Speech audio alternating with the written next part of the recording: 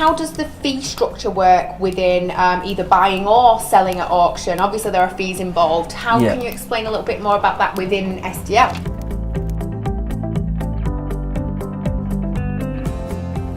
Yeah, okay, so selling's pretty standard. You'll have a fee like you would do with an estate agent. Often they'll put in an entry fee, so you'll have to pay for your advert in the catalogue and then a sale fee. It's probably more important to consider the buyers at auction, because there's often fees involved for a buyer which they won't be used to if they're buying from an estate agent. So there's 9 times out of 10 there'll be a buyer's premium, or it might be called an admin fee, which is basically an additional fee that the buyer has to pay to the auctioneer. So it might be £750, it might be £1,000, it might be a percentage of that purchase. It varies depending on who the auctioneer is, but it's obviously important to check that out before you bid, because you need to factor that into your costings. And also it's not uncommon these days, not necessarily something I recommend personally, but it's not uncommon these days for a seller to put a contribution to their costs in the legal pack, and this is why the legal pack's crucial to read.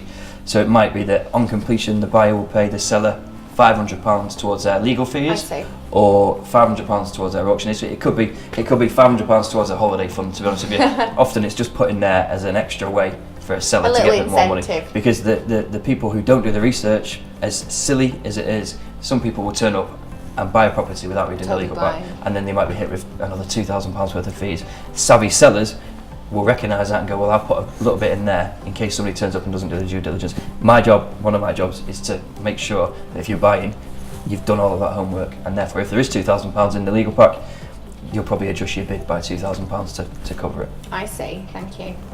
Thank you for watching this video. If you like this content and you'd like to join our free online property training course, we've got a link for it on this page. And in there we cover a range of different property strategies to help you get started, either building a long-term property portfolio or creating a cash-flowing property business. We also look at ways to increase your return on investment with any of the property you're maybe considering. And we also have a couple of cheat sheets and downloadable documents in there as well. Simply click on the link to join the free training course today.